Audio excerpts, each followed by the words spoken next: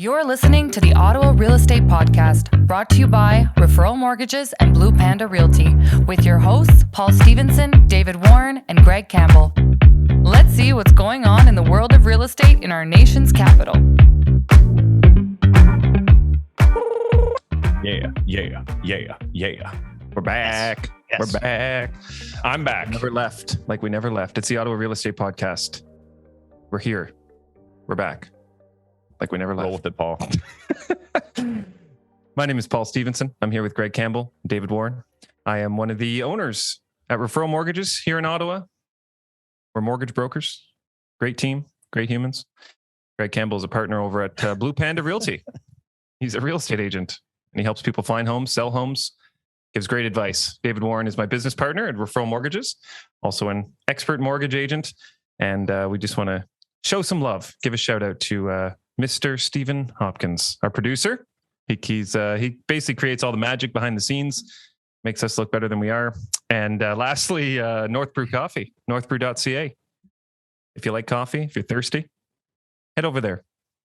Punch in the code word podcast into northbrew.ca and you'll get 20% off your orders. Indefinitely. Indefinite discount. Delicious coffee. Drink. It's even more delicious How's it going, gents? from a toe rep mug. A toe rep mug. Drink that. The only way to drink. Yes. Oh, wait. Mm-hmm. Yeah. Mm. So, Greg, welcome back. Greg's looking welcome back mighty tan. to the big city. He's looking mighty tanned. It's I'm more tanned than usual. That's a straight thick tan. Yeah, I would love to still be tanning, but I had to come back. The cottage was fantastic. Couple weeks in for one day for a wedding. I had the privilege of DJing the wedding, and my wife got to sing at the wedding, so that was kind of fun to do to work as a team. And it was the kids' first wedding. They ran around with a bunch of other kids and fell asleep sitting up in a chair. That would be, wedding would be something that would almost Kids feel... or you? The kid. Yeah. Oh no, I definitely was not falling asleep. Wedding would be an interesting experience right now. It almost feels surreal, just like 50 to 100 people dancing and actually having a good time. It was great. Weird to see. It was great. We were at Domaine Pedo, the winery in Navan. Yeah, it was awesome outside, obviously. Fantastic. Yeah, and I'm happy to be back. I'm actually fired up for the week. I've got a home inspection today for a deal I completed this week. This is actually a funny story. Do you guys want me to just run into this right now? Keep running. Yeah, go. Lately, just taking it off. So 3 weeks ago, me and my clients actually who came from the podcast, Dave and Cass, shout out. We went and saw this property and it had been on for 2 weeks and it was perfect for them. Renovated, older bungalow, but renovated in Stittsville. And, we went in, we had figured, they were listed at 680. We figured we'd, get it done in and around that in the end. And of course, the seller just kept pushing the price up and up and up. And then when we came up and up and up, he kept pushing it up and up and up. Just going to say up and up and up for the rest of my life now. So in the end, it didn't work because we were already over what he was asking. He'd been on the market 2 weeks, and then he just kept asking for more. And we were like, okay, well, no, we're not going to do that. So we hit the road, told the agent, said, call me in 2 weeks when it still hasn't sold. 2 weeks later, the agent calls. He's like, are you guys still interested? I'm like, yeah, well, we are. I'm like, we're not interested at the new price. We're interested at the price that we had originally. 24 hours later, I get a reverse offer from the agent. So for anyone who doesn't know what that means, and most people don't, is that means that the seller sent the buyer an offer. And it was great. So we got it at a fair price, market value. And we got a home inspection condition in there because we weren't going to do it without that. So it was, it was an interesting thing to see because, especially I think a lot of people in that scenario would put their ego in place of reality and just kind of not let it happen. So I was happy for both the seller and the buyer that we got it done. And hopefully after the inspection today, we'll be wrapped up. But reverse offers, people, they exist. So force feed. Yeah, like just, I loved it. I just loved getting, like, I didn't have to do any more work. It's like the offer just came to me and I'm like, great. signed it, accepted it on the buyer. Yeah, getting an offer for your buyers is very unique. Yeah. Super cool. So if you ever hear the term reverse offer, that's what you're looking at. That's Yes. great. Yes. Well, glad that worked out, and they I liked wonder it if we'll originally, so it worked. Yeah, I was gonna say, I wonder if we'll see that more often with the unreserved that we talked about a few weeks ago, with people auctioning. If the sellers will just come at people with offers. You know, you have 5 people that have thrown in bids, and you just go to all of them and say, whoever gives us this price, we'll sell it to you. We had a chat with Unreserved. They actually spoke to our office on Tuesday. Very interesting. And the one thing that everybody should know is they are not a real estate brokerage. They are a tech company. So I could dive into this forever, but I'm not going to. I don't think it's the right time. But it's a very, very cool model. They're not here to be they're not here to be a real estate brokerage. They are a tech company. They intend on working with agents and developing their company as it goes. Out the gates, it was just one of those things as this is what we're doing. And everybody's, just like we said, everybody's shocked. Unreserved is not a sponsor. No, yet. But they did have They had a good article in the Ottawa Business Journal this week, actually, though. Okay, I didn't see it. The founder was so he started eBlock, which online auction for cars. Ironically enough, I do know is the current CEO of eBlock. And so it's just kind of all around, but Ottawa guy as well. But they are for Unreserved.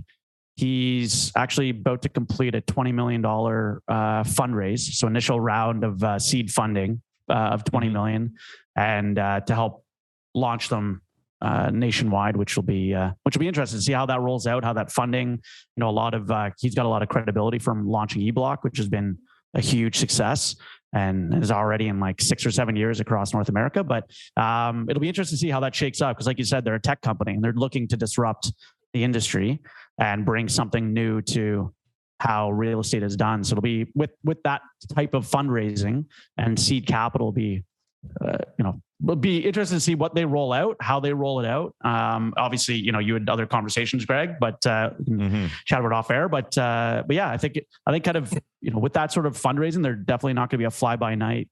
No, they're definitely here to stay. They want to collaborate. It's just work in progress, like from the conversation we had the other day, it seems like everything's just being done right. And they understand that, a lot of people aren't going to understand it or want it initially. They're very open to suggestions and trying to find ways to work better. Forward thinkers. All of us. They're forward thinkers. 100%. Yeah. Tyler Welsh just commented saying he bought his first house with a reverse offer. There you go. Yeah. Tyler, we're due for our coffee in your toe rep mug, bud. We were all set up about a month ago, and then I think he's I can't remember what happened. I think he got a flat tire or something. But Greg, I got a flat. To touch quickly on the tech side of things in our business, I mean, that's kind of the nature of reality right now for all industries, is that everything is becoming more easily automated, more easily palpable to the consumers palette for using tech. I know even when we got in the industry in 2013, everything was still paper-based. People were very, reserved when using online platforms or online applications and so on. And now that is, the last 2 years has definitely extrapolated that, but it is, it's just interesting to see. And that, like you said, they're here to stay. And if they have that sort of backing, then they're going to obviously continue to focus on their R&D and keep getting better. And it'll be interesting to see how they pivot and where they end up in a year's time or so. And to that point though, there's a lot of industries get shaken up by tech. And if you're somebody that's in that industry that's getting shaken up, putting your feet in the sand is never going to be a successful strategy. It's learning about what that competition's doing, what that company's doing, how you can embed it within your business. Change the way that you do business to offer a different type of value add or what have you. But I know conversations of the Unreserved comment with other realtors, they were kind of feet in the sand. Some others thought it was great. But it's same within the mortgage industry. There's a lot of artificial intelligence. There's companies that come out with, and some of the major banks kind of advertise as being quick approvals and things like that, which a lot are lead gen and not actually pre-approvals. But tech is getting that way, and so it's even on our side where we have to rethink. Okay, well, what is our niche? Who are we focusing on? How do we set ourselves apart from these online services or AI services and things like that? There's a huge shakeup for sure. Yeah. And I meant to say expedited, not extrapolated, just to fix my own grammatical error. Sounds like me going back on my numbers last week. Yeah. Wait a minute, that's wrong. Yeah.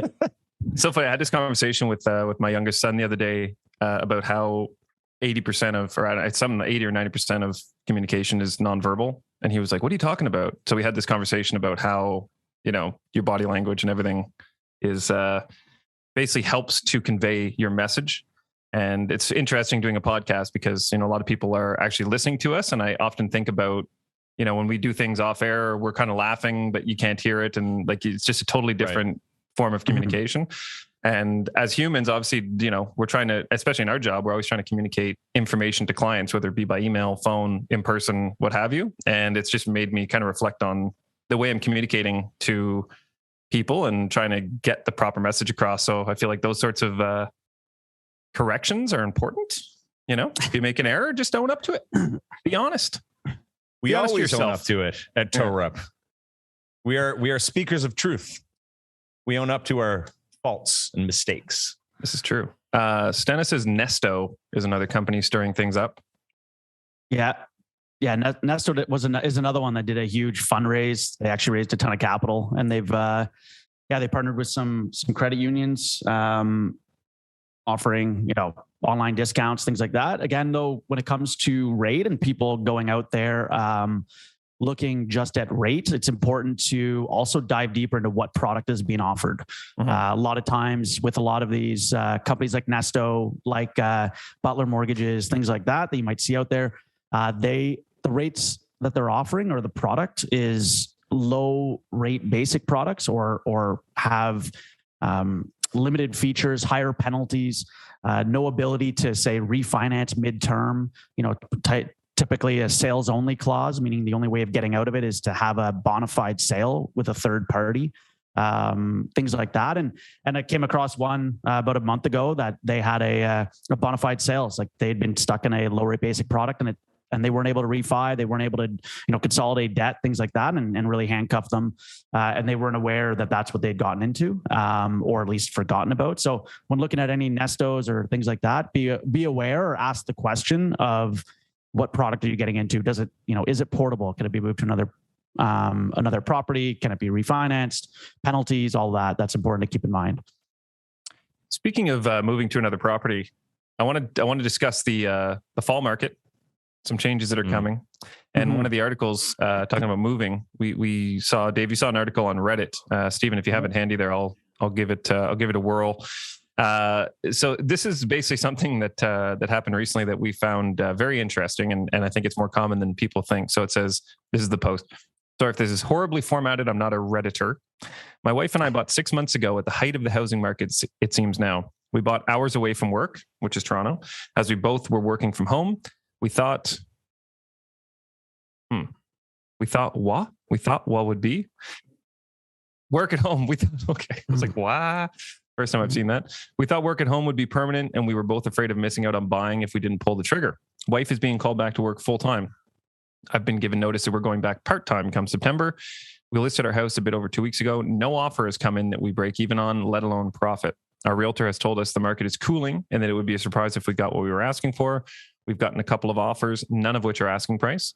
We're at a loss. My wife is looking for work locally, but due to the nature of her work, she's unlikely to find equivalent in pay or opportunity. She also doesn't want to leave her employer. She has great upward mobility and seniority there. I don't personally mind commuting part-time, but she's livid about the situation and refuses to live here now. My friend keeps telling me that there is no such thing as a Canadian market cooling and to just wait it out until it sells. If we listed for rent, I think we wouldn't be making a profit. Any suggestions would be appreciated. Very loaded, lot in that post. Mm-hmm. There's a lot of great comments in that post. Yeah. And I think this past year and a half, this is not an uncommon situation. A lot of people went and bought outside of away from their employer, and just assuming they're going to permanently be working from home. The funny thing in that whole scenario is that they never verified with their employer that they would be permanently working remotely, which is kind of, hilarious. And I think, Greg, you made a great point before we came on. Nothing like what did you say? Nothing like panic buying and panic selling. It's ridiculous. Yeah. I mean, it's, I don't really, they're commenting about, at a loss or anything like that. I mean, what else? I mean, not really much to say from a rental standpoint. Converting into a rental, they might be at a slight loss monthly. However, people need to keep aware that loss is a tax deduction. Everything to do with when you're converting into a rental, that property, there are tax deductions or ability for tax write-offs and things like that around that rental. But talking about losing maybe $50 or $100 a month as opposed to thousands, it's a big difference. But welcome to Tax Advice with David Warren. No, on NPR.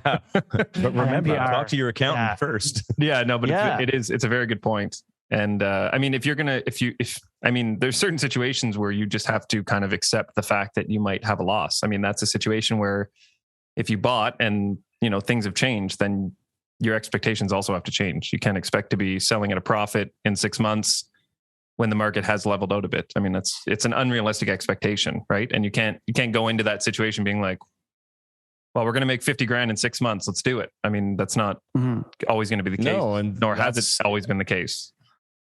And that's what I've been saying to everybody that I'm working with right now. It's, that whole ship has sailed of the, exponential profit, that just keeps going and going over the last year and a half, 2 years. Like that's kind of over.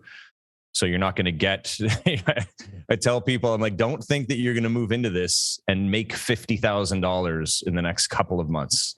I go, we're going back to a more balanced space. Just be happy that you have a place to live and you're comfortable with the price that you're paying for it right now. Mm-hmm. The other thing he could do, he could lease a chopper. That way he can just cruise into work. Yeah. It's like a small. I did like the comment from his. Was it his buddy saying, or there's no such thing as the Canadian market cooling? This is how he said. That's hilarious. Yeah, that guy, whoever said that clearly listens to the podcast. Oh, look at that! That's hilarious. Your biggest mistake. What? So anyone just watch and just listening, some of the comments below, which are always epic. Chicky Wing says your biggest mistake is panic buying. Your second biggest mistake is panic selling. And then someone responds saying, buy high, sell low, the FOMO approach. FOMO approach is pretty funny. Read that, I think. Yeah. But for those of you that might be listening and possibly in a similar situation of buying and contemplating selling, or you're in town and contemplating selling or turning into a rental or what have you, look at your, where you're moving to if you're buying again. But converting something to a rental where it's a slight loss is not a loss on that property. You're still over time going to take advantage of appreciation. You're still going to be paying, your tenant is still going to be paying down principal on that mortgage. And if you're in a market where it's balancing out and it's not as crazy, maybe hold on to it, take advantage of that principal pay down, and over time that appreciation, and wait for maybe the market to pick up again in this fall or what have you, and sell it at a different time. But for that couple, they could move, rent, keep it as a rental. Maybe they're losing $100, $200 a month. So be it, and wait it out. Still going to be taking advantage. Their tenant's still paying off, half their mortgage, or paying off their mortgage monthly, and reassess at a later date. But like those comments, and like Greg, you said, the panic selling is always what people need to take a step back and a breather and analyze the numbers more in depth. My best advice for that exact scenario, although it's not ideal for many people, depending on how many people are living in the home, especially, I would go back to Toronto and I would rent for a year, because who knows what is going to happen in the next year. Maybe a lot's going to change. Maybe you'll be able to stay in Haliburton after the fact, right? Because how pissed would you be? It's like, okay, now we took a $40,000 loss in Halliburton, we moved back to Toronto, and now we can go work at home again, and we want to go to come on, you could do that cycle forever. Yeah, Dave, I think that's the best bet for these guys. Rent, keep their place as a rental, and go rent back in the city for a year. Make it a $100 a month investment or whatever the difference in cash flow is. Yeah, $100 a month, and then hopefully in a year you make that difference back when you sell. And then, and they're not stressing over these big numbers, because keep the money in the pocket. Greg, I have a question for you. Yes. Do you have your crystal ball there?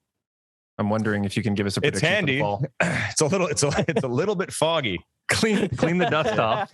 Pull it out. What do you see coming? What do you see coming in the 4 to 6 weeks? The one thing that's always interesting is when you hear about elections, because when elections are coming, stuff usually slows down pretty quick until that election is over. So now with this election, that it looks like it's going to be happening. Looming. I've talked to, it's looming, and I'm reading the news, and I've talked to a few people, and they said, we're pretty sure that it's happening. I think that's going to put a lot of things on hold for some people. So between that and the other thing that is rearing its head again, I feel that there's a big chance that people could pause, whether that may be buyers or sellers or both, which will, of course, if there's less people selling and there's people buying, that means that the prices are going to stay where they are or go up even more. It's not, we won't know until we get there, but there's signs leading to something like that.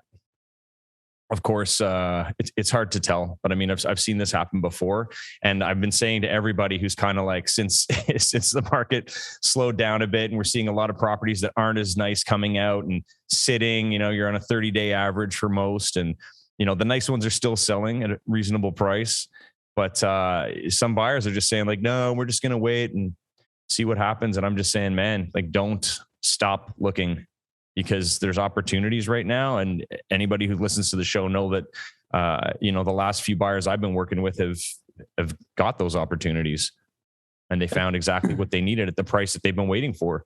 So I would not hold your buying plans at all. If you're buying, and if you're selling, it depends. I have some sellers right now that we're going to list exclusive. They also have later closing dates that they'd like. So we just said, because I told them that they're going to get, much less than what they expected based on the past few months. And I said, look, let's clean up the house, get it ready for sale, and we'll list it exclusive with a longer closing date. And we might find somebody before it comes time to actually go MLS, because I still do have a pretty big network of agents and of buyers that I can help with that. So that's, and this is the first time in a while that I'm going to be listing exclusive. This is kind of exactly what Dave said maybe 6 months ago, where he said, when the market's hot, people on the sidelines are saying, well, it's too hot, I don't want to get involved. And then it cools out, and like, well, it's cooling, so we're going to wait till it drops a bit more. Yeah. And then it'll start to go up. Be like, well, it's going up, we're going to wait till it cools down. It's just, if you're going to buy, you're going to buy. Yeah. If you're not, you'll always have a reason not to. And 10 years later, they're like, damn, we could have been millionaires. Mm-hmm. Yeah. I think something you said there, Greg, though, about the election is really interesting. Just being a government town, we have 30, I think it's 25 or 30% of our population works for municipal or federal or in some capacity. And election is, they're talking about being called on Sunday, and the election would be September 20th. I spoke with a friend yesterday that works for a minister. And she mentioned that they're going to be on complete pause. So for 45 days, they're out of work because they work in a minister's office. And so they're not even getting a paycheck. That there's I know for people that work for the government on contract and things like that, there's no contracts that are ever issued during when there's an election period, because you never know if the government's going to change or uphold those contracts. There's a lot of stuff that freezes, and not necessarily that they work. Their paycheck is federal government stamped. A lot of people work as consultants to the government. And so those contracts will be on pause, things like that. So for those buyers that are affected by that, they're probably going to be at a pause on their home buying over the next month and a half. And so, but those that aren't affected, and are still looking, this might be an opportune time to find that property and have less competition. And so to Paul's point of those people sitting on the sidelines, oh, it's balancing out. Well, people are going to also come, it's going to bounce out and maybe slow down even further. But people are going to come back to the table as soon as that election's over. And so this might be, if you've been on the sidelines for a while, it could be a great time to get out with Greg and look at places now while there's a pause, right? Thanks, Dave. Yeah, a little plug. It's like we always say on Toe Rep, and I think people who've been in the business long enough know this. If you are ready to buy a house, go buy a house. Yeah. Mm-hmm.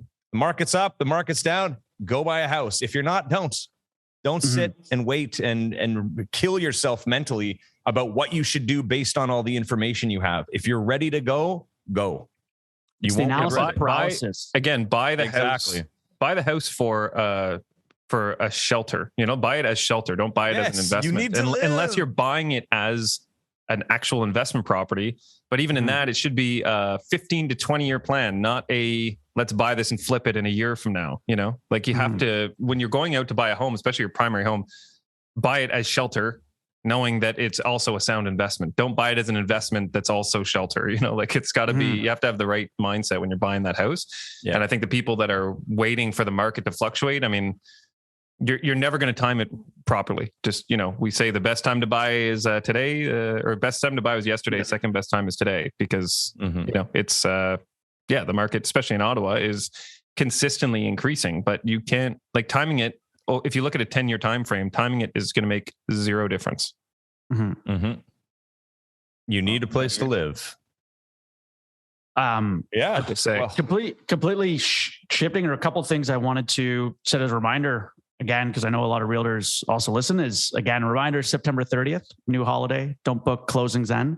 But also touching on for any people talking about buying, realtors, clients, all that, don't set closing dates too quickly, like under 4 weeks, anything like that. Most properties are needing appraisals, and appraisals are taking 2 to 3 weeks to come back. Lawyers won't be sent closing instructions. Sometimes you can't even get a commitment, like an approval from a bank without the appraisal. And we're seeing like the inspection is happening. I've got them queued up where I've got 5 that are from the inspection right now until when we'll get the report is 2 weeks. So it's been a 3.5 week lag from when it was ordered to actually getting the report.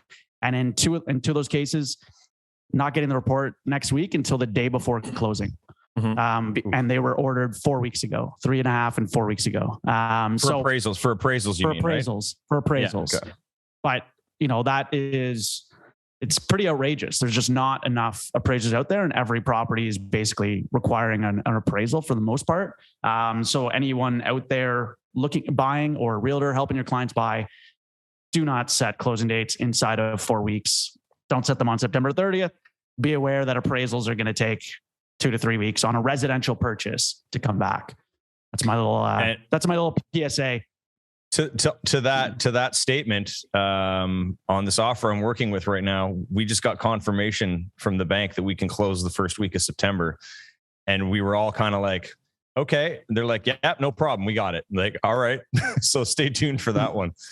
I'll let you know if it has to extend or not, because it just happened this week. So there are some lenders who do or are able to use like a auto value, like a system that basically auto values the property. But especially with the way the market has been, that like even that system typically will not support the value of the increased, or if they paid a bit over asking or what have you. So oftentimes there is a physical, like a true in-person appraisal that needs to be done.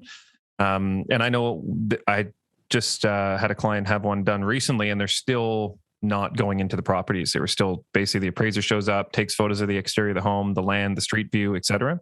And then the owner of the home is actually sending photos of specific rooms to the appraiser. So they might say, send us a picture of the living room, washroom, master bedroom, or, what have you. So it is still very interesting, especially you'd think, not only are they essential, but we are in, phase 3 now. I thought that would be something where they would be able to go in, and especially if you have a homeowner, if you have a 78-year-old homeowner who's, looking to get their home appraised, and they're taking photos with their their Canon flip phone, or it might be the photos might not give a true image of what the house looks like. So, for the younger crowd who's you're gonna have some IG worthy photos, but not everyone has an iPhone 12 that they can snap perfect photos of. So I wonder how long it'll be before they actually are going back on site.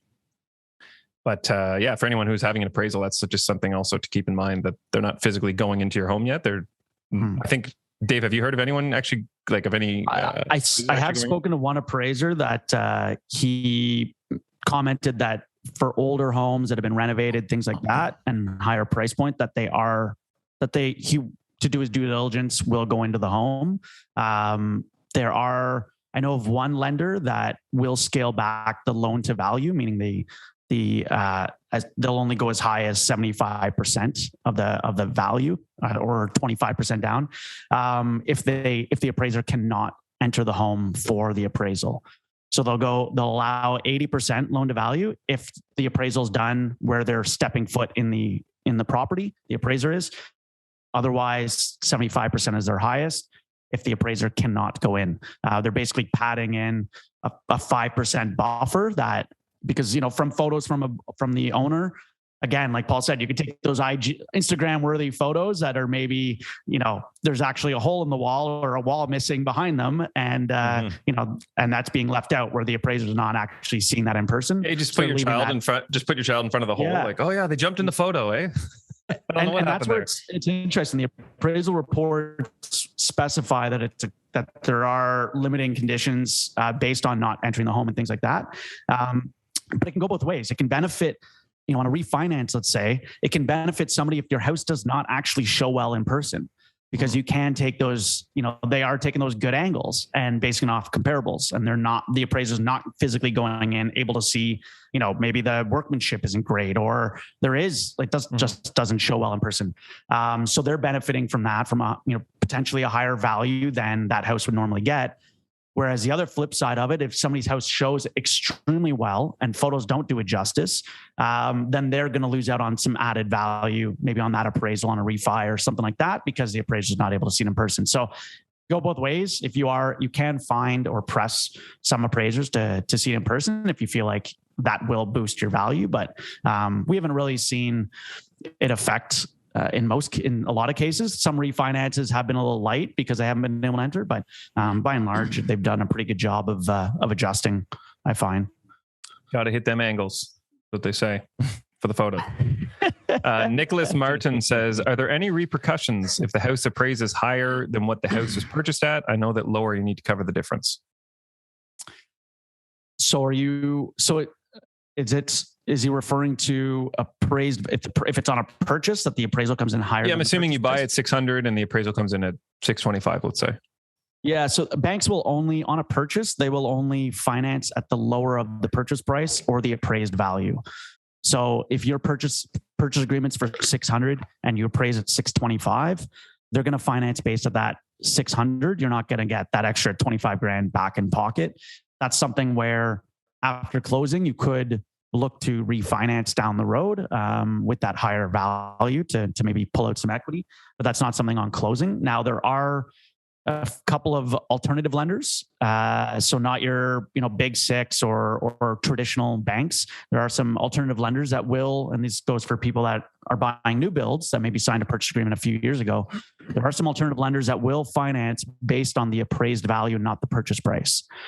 Meaning that, let's say you signed a purchase agreement for a home or a condo, 2-3 years ago at 400,000, and now it's worth 600,000, which actually is not that outlandish for places. Maybe they signed in Barrhaven or anywhere actually within Ottawa. So typically the bank would finance based on a purchase price of 400. You're putting your down payment based on 400. These alternative lenders will say it's appraised value 600. We will lend you 80% loan to value based on that 600. So what that means is they're getting all of their deposits back. They're not actually putting any money out of pocket down on that property. Closing costs covered, things like that. So it is a strategy where you might be able to look at doing that if it's going with an alternative lender where you can actually get it with no money down. Keeping in mind your rates are going to be much higher. You're going to be in the the 5+, anywhere from 5 to 10% range with fees. But again, you are getting your money back. You're essentially buying the property at over 100% loan to value, or from what your original purchase price was, maybe even getting the equity back. So it is something that you could consider doing as well, and something you can talk to Paul or I about. That's my ramble. And then last question, and then we'll get into the mood boost. Does the appraisal affect property taxes, or is that a separate evaluation that can change that? Separate valuation. Property taxes are done by MPAC. They're done typically every 5 years, and they're set as far as your value and increase in value. And property taxes are just based on the municipality and what their percentage of that valuation would be. So I think Ottawa, they announced about a month ago that property taxes are going up 3% for the coming year. So people will see their property taxes go up 3% from what their previous year was. But appraisals don't have any bearing. They're not shared with anyone else other than the bank that you're financing with. Speaking of taxes, I was in that same conversation. My son is clearly a deep thinker. He was asking me about how taxes work and how the government manages our money. Wow. Former, soon to be prime minister here, Madden. That was a fun conversation. So let's get into the mood boost, gentlemen. It's Friday. Let's do it. We need our moods boosted. Boost me. Boost. Number one, I got 3 today. Number one, how do you get a country girl's attention? A tractor. Wow. Yeah. Number 2, I tried to tell a chemistry joke the other day, but there was no reaction. Last but not least, a noun and a verb started dating. Very common these days. They had a happy relationship for a while, but eventually they broke up because the noun was too possessive. Okay. They were solid. I like those. I like the to the point. Yeah. I don't like to be a deep thinker on the mood boost, so I like those. Yeah, I got before I forget here, I got one thing I want to promote because I know it's happening on August 22nd, but I know that won't be up for the people on YouTube to hear because it'll be after the fact for next week. 3 for 3. So I'm DJing. Oh, amazing. Of course it was. Those were actually amazing. I'm DJing the Gaia Fest festival. I'm DJing Gaia Fest on the 21st, 22nd. I'll just read you a little bit about it here. It's yoga. It's day and night. Kids welcome yoga classes, all levels, live DJs, dance therapy, live music and acoustic performances, drumming circle, sound therapy with crystal bowls, gongs, native sound instruments, etc. Guided meditations, ecstatic dance, live art, SUP yoga, water activities, kayak, paddle, canoe, beach yoga, badminton, local artists. Wow. Showcasing. So I'm playing on Sunday, I think around 6 p.m. Like I'm in the closing set. So I'm playing for an hour. Most DJs are, but there's a lot of great DJs playing. It's going to be, it should be pretty cool. So online, we'll post up the link if anybody's interested in that. That sounds amazing. It's at the Gaia Wellness. It's at the Wellness Retreat in the Gaia Wellness Retreat in Wakefield, and it's a dead zone. So when you go, there's no Wi-Fi, there's no phones. Wow, amazing! Awesome. I'm camping that weekend. Otherwise, that sounds spectacular. Yeah, it should be pretty fun. I was kind of. It was just cool to be invited to that. To play. So I like it. I like it. And Wednesday, Tavern on the Hill. Yeah. Oh, Wednesday Tavern on the Hill. My wife's band, the Hornets, are playing. That's going to be a fun night. They played there a couple weeks ago, and it was really fun. So yeah, the Hornets, Tavern on the Hill, Wednesday the 18th. Be there or be square, suckers. Wow. I like it. Is that good? I like it. Oh, so, gentlemen, let's roll. We'll be back next Friday. Every Friday, 10 o'clock. We're here. Most Fridays. On Tuesday. Every Friday. I don't even know what episode. We're coming up to 50. We're going to have to do something big for the big 50. Or maybe the 1 year, the 52 weeks in a row. We'll keep her going. 47 we're at? 47. 47. That's crazy. Anyone who's interested, go back on YouTube and search the Friday wrap up. There's some old school. My kids found one where we had who was it? Musical guest. It was Alex Sullivan Jason and Coulson. Alex no. Sullivan and Jason Coulson. Yeah, no. It was St. Alex Cyr? Sullivan and who? Sorry, Eric St. Cyr. yes, yeah. They were playing for like the first 10 minutes, and Vito was there. It was pretty hilarious, but very nostalgic. I had hair back then. It's pretty great. My kids are laughing. They're like, "Dad, you were really holding on back then." I was like, "Yes, I know. I got rid of it." You're really holding Amazing. on. Very intuitive children. Anyways, we'll be back next Friday, 10 o'clock. And as always, episodes will be released. And this episode will be released Tuesday morning at 10 o'clock on YouTube and all your favorite podcast platforms. And coffee sponsor, North Brew. Head over to northbrew.ca, type in the code word podcast, and you get 20% off your coffee orders. Gentlemen, have a great weekend. Everyone listening, You too. have a great week. And we'll see you next week. The Ottawa Real Estate Podcast is brought to you by Referral Mortgages, Blue Panda Realty, and Stephen Hopkins Video. Thanks for tuning in, and please remember to like, comment, share, and most importantly, subscribe. We'd love to hear from you.